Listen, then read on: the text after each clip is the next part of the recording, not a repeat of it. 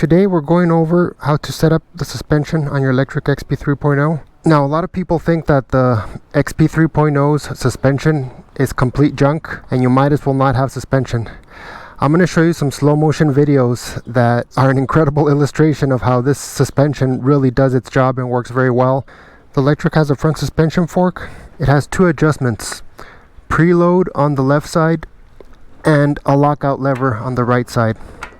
So when it's facing forward, as far as the lockout lever, it allows the suspension to move. If you lock it out by flipping it to the right, then it's fully locked out. This might help you if you're climbing steep hills on a smooth surface and you don't want the suspension travel to absorb some of your pedaling energy. But for the most part, especially because you have electric assist, you want to leave this open.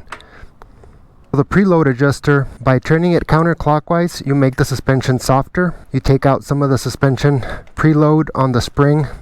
By turning it clockwise, you make it harder, stiffer. If you weigh more or if you carry more weight on the bike, you're going to want to crank up the preload by turning it clockwise. If you're a lighter person and you don't carry a lot of cargo, you're going to want to turn it counterclockwise and take some of that preload out. Now, how do you know when you're at the right level of preload? Well, typically for a given load or weight on the bike, you're going to want 30% of the travel to be used up.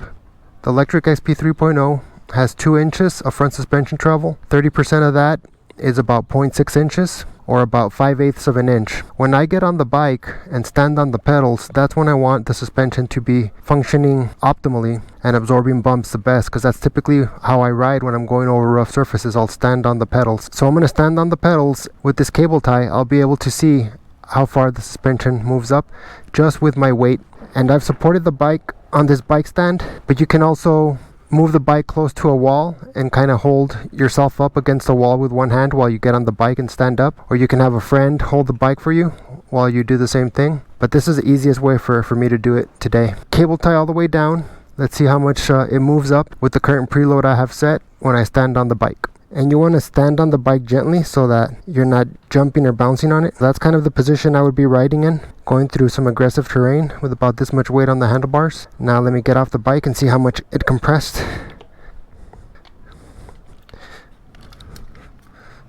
That's only about 3/8 of an inch, so I need to soften the preload. I can reset this cable tie down, take out some of the preload, 2 turns out from where I was or so, and repeat the process.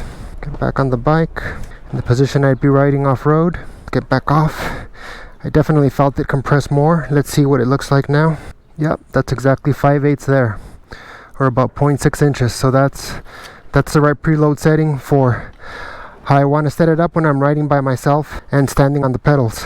Now, if you commonly ride with a lot of load, your rack's filled with boxes or with a passenger, then you're going to want to do this test with that type of load for your most typical conditions. With the right preload, you're going to find that the suspension absorbs a lot of the bumps without it bottoming out. Setting it at 30% sag, like I did here, will give you the best combination of smooth ride, big bump absorption, and stability when riding off-road or on-road on rough surfaces. You will be surprised by the difference between riding over some 2x4s that are pretty jagged, sharp edge obstacle with the suspension set properly and with the suspension locked out, basically simulating a rigid fork. The difference is incredible, and you can really see how the suspension, when set properly, allows the tire to track the surface properly and maintain a lot more control and stability. Whereas when you lock it out, you're just bouncing all over the place, hitting bumps out of control. And something surprising actually happens with the chain when I have the front suspension locked out. It was pretty shocking, because I've never seen that happen with the chain. And you've seen the kind of terrain I take this bike on, but I've never ridden the bike with the suspension locked out like I did during today's test. And it made a big difference in the amount of shock that even the rear of the bike receives.